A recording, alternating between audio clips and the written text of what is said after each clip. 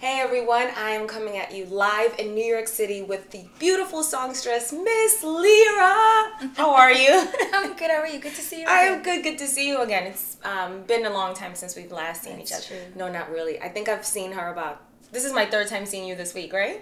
Oh, well, this week, true. This visit, we've seen each other a lot. So quite a lot, and I'm very happy about that. So I like to do a little, what is it called? A little game to kind of get our interview going. So I'm going to ask you a couple of questions, and you're going to tell me the first thing that comes to mind. I'm going to give you two options. All right, first things first. Reality TV or scripted drama? Scripted drama. Scripted drama? You're not a reality TV guy? Oh, okay. Working out or vegging out? Vegging out. Vegging out. Says the woman who has the most beautiful shape on the face of the planet. Text or phone call? Text. Text, okay. Michelle Obama with the bangs or without?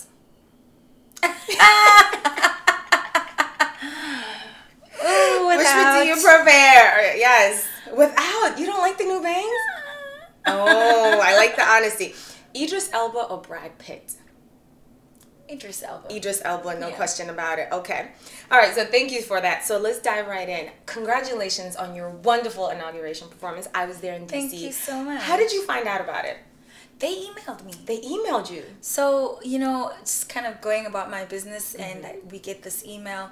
And initially I was like, you know, come on, what are the chances? And, you know, 3 weeks later, everything was really solidified, and flights were arranged. They sent contracts through, and I thought, this is so cool. It's so amazing. Yeah. And I think what even blows my mind is, you know, during Barack Obama's first inauguration, I was in Kenya. You were in Kenya? I was in Kenya. Look at that. And I promise you, the whole of Kenya stood still. Nairobi was just, I saw Nairobi on the news. I was actually in Mombasa on holiday. I'm usually off in January. And it was just special to be there. And then, of course, I was in DC and just soaking it all in and thinking, this is so phenomenal that I should be here. In the same vicinity, same area. So how do you prep for a show like that? Because if you're performing for the president and the first lady of the United States, that's a lot of pressure. Although you're accustomed to pressure, how do you prep for that? This is different. This is, you know, I just felt like I had the hopes of the whole country with me. Your picture was, I think on Facebook, the last time I checked, it had to have been shared like over 1,000 times. So that's a lot of pressure. And I mean, everyone was excited and whatnot, but for me, I was like, what do I want to say to Barack and Michelle? Yeah. And so my show was really designed to give me a platform to say everything that I'd always wanted to, and to make a statement, I think. So of course I sang, I paid homage to Miriam Makeba. Yeah. I sang a song by Larry Sifri called Something Inside So Strong, which is Nelson Mandela's favorite song. And I just felt, you know, it draws the similar powerful message for Barack. And then I sang a song called Ngiyazifela, which is a Zulu love song. And I thought, as opposed to doing the typical, you know, almost expected love song, let me do something from home in my mother tongue. And of course I sang Let's Stay Together by Al Green. Yes. And I didn't know Jennifer Hudson was Great minds think alike. Of course, I was very excited. Do you think that when you sing songs that are like in your local language, do you get a different reaction from the crowd versus when you sing English songs, or is it all kind of the same? No, it's certainly different. There's an intrigue. You know, I think initially there was a concern that people are going to be like, oh, we don't get it. But no, there's none of that. They feel it. They feel it, and so that gives me a sense that they sort of understand the sentiment behind the songs. So I felt everyone really enjoyed it. You know, I felt they absorbed it. Everybody just was watching and taking it all in. I agree. I think the emotions that you kind of emote, for lack of a better word, people feel that and sense that regardless of language. So I have to agree with that. So did you get to do anything fun in DC, y'all? It was cold. It was freezing in DC. Did you get to do anything fun, like tour the Capitol or? You know, my first visit to DC in 2009, I was there as a tourist, so I got to do the mall and all of that. So that was great. But this was, I didn't even get a chance to mingle. I mean, I met Miss USA and Miss Teen USA. Yes, Miss USA is born in South Africa. Then, yeah. And then of course I met all the ambassadors that were there, some of the elite business people that were there. But very loosely. But I mean, I got on there.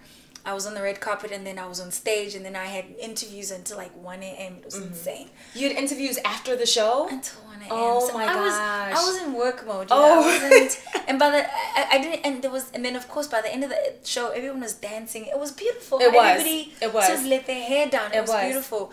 But I was exhausted. I was just like, I want to go to bed.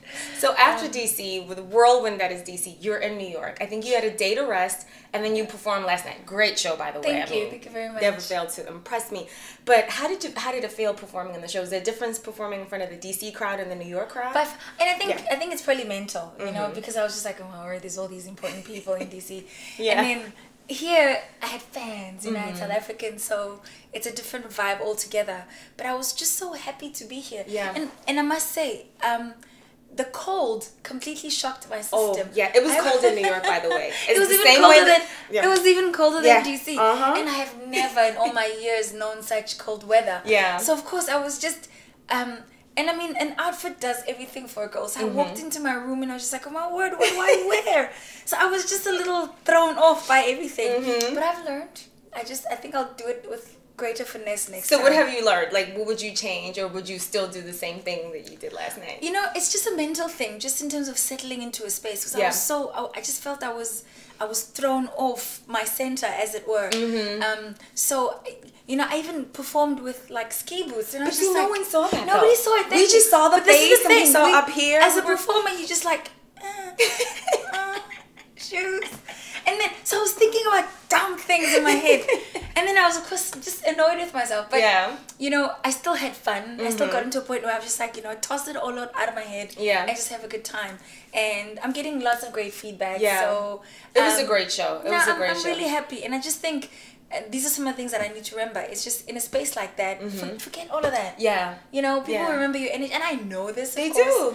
But, it's just to remember all of these little subtleties and just hang on to them. There were so many great moments for the show. One of my favorite moments was when you brought out Mikasa. Like, I love the two of you guys on stage. Are there any plans for collaborations, or is it kind of a secret right now that you want to tell me exclusively?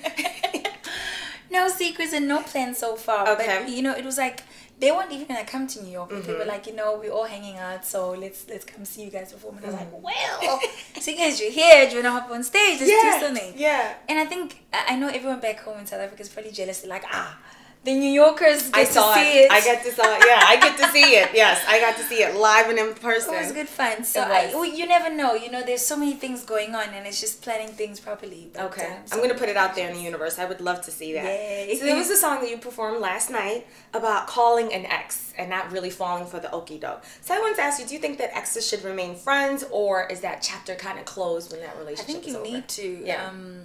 Because then you almost split yourself. You know, there's always this open door, this door that's left ajar just in case. Because when you get into a new relationship, of course there are ups and downs, and very easily when you keep certain things still open, right? When this relationship goes through its turbulence, you will do the irrational thing of going back and looking for comfort in familiar spaces. So I think you should close that door. Wise words from Lira. I hope everyone's paying attention to that.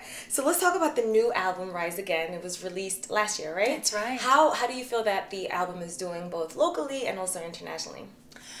We only released it in the United States so far. And it was just to have something where my fans, the fans that I'm garnering out here, can have something to hold on to.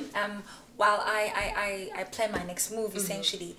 So it's doing well in terms of that. I'm very happy where I can have a space where I can direct my American fans to say, this is where you can get my music. Okay. Sony, though, has decided to release it as a best of in South Africa. Okay.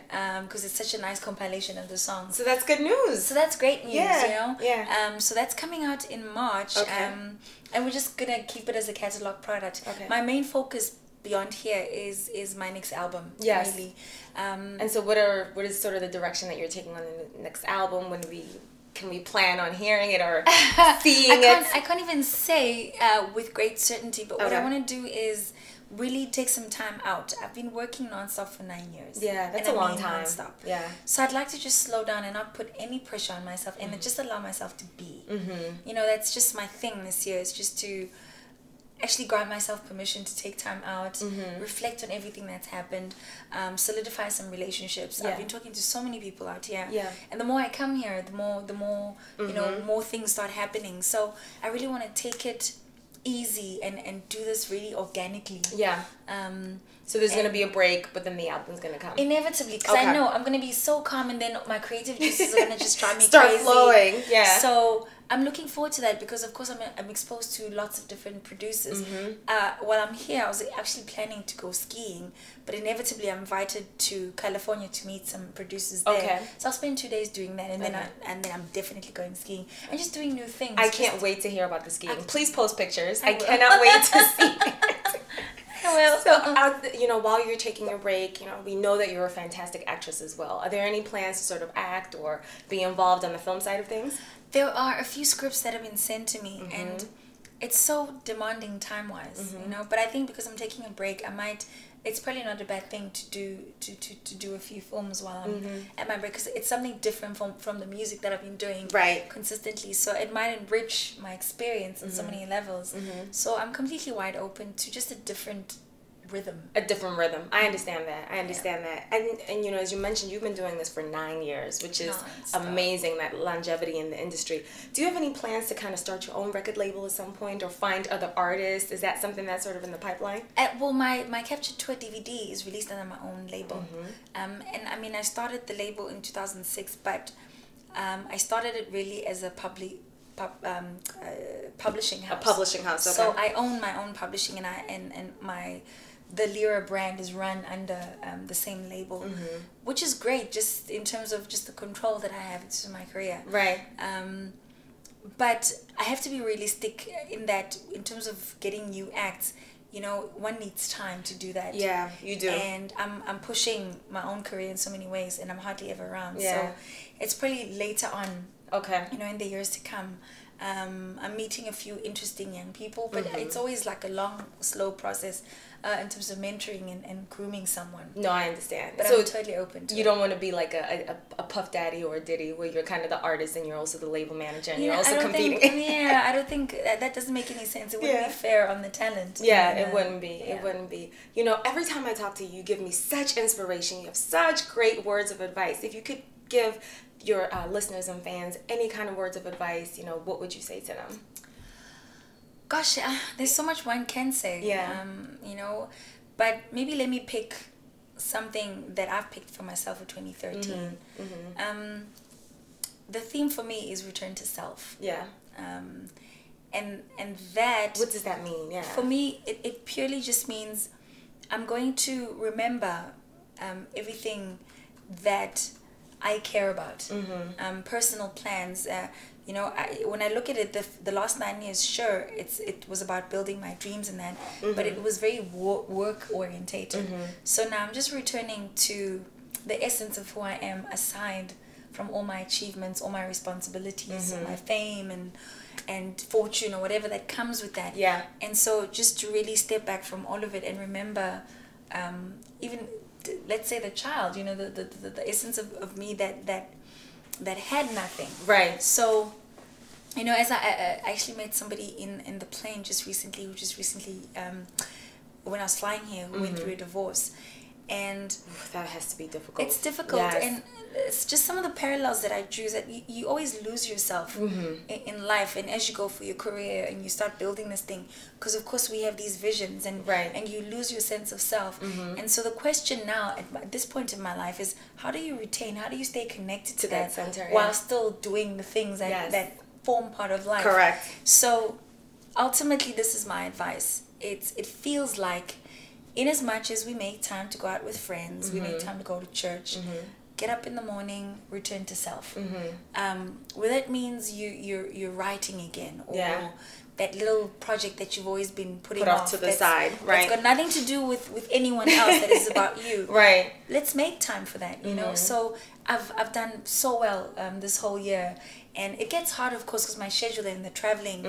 But it's so nice, because it feels like I'm showing up for me. Didn't I tell you guys? Didn't I tell you that she gives just great advice? Like, I just got life again. I think you should write a book. I think during that break that you have, you should write a book. It feels like it might just. It feels like it should happen. And another unsolicited advice. And I totally hate when strangers do this to me, but I'm gonna do it to you as well. Would love that when you take your break, we start working on some babies, have some cute little Lirettes running around. Well, I suppose, but oh my God, the responsibility of that. They are, but we want to see it happen. I love you and your husband together. He is just the sweetest, cutest, nicest guy. So I want to see that sort of happen. I'm just putting it out there. Oh, it's out there somewhere there now. Well, thank you so much. I appreciate you, spending time with us. Every time you're in New York, you always make time for us, and we really, really appreciate that. Thank you so much. Enjoy the rest of your stay here. Thank you. Thank you.